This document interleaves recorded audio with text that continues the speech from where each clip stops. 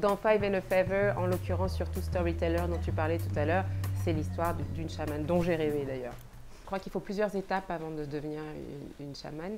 Un public, que ce soit musicien, chanteur, plutôt que même peintre, cinéaste.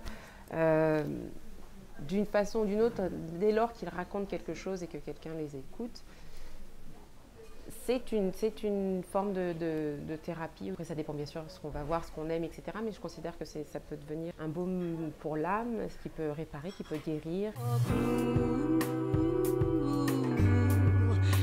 Je ne me suis pas dit je vais écrire un album qui va s'appeler Five and a Feather. Le titre, il m'est arrivé vraiment même à la fin de la création, des enregistrements, du texte, des mélodies, etc., etc. Ensuite, c'est pas une histoire de classement, c'est plus de voir les affinités entre les unes et les autres que j'ai eu l'idée du titre.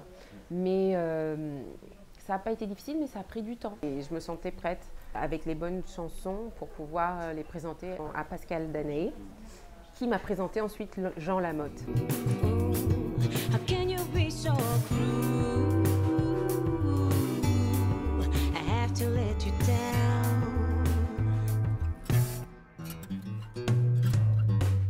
Processus de création, oui, non, c'est par étapes. Être sur le bon canal, au bon moment, happé dans l'éther, justement, ces mélodies qui se baladent, etc. Et puis ensuite, pour les arrangements, là, je me suis confiée à Pascal Danaé et ensuite à Jean, et tous les trois, avec les musiciens aussi. Il y a une autre phase de création pour les arrangements et c'est un des moments, je crois, les plus intéressants quand on travaille en groupe ou en studio. Et puis par la suite, il y a le mix, puis il y a le mastering, et puis les chansons sont prêtes à être délivrées. Et si après tu prends toutes ces petites étapes aussi, même les plus contraignantes, comme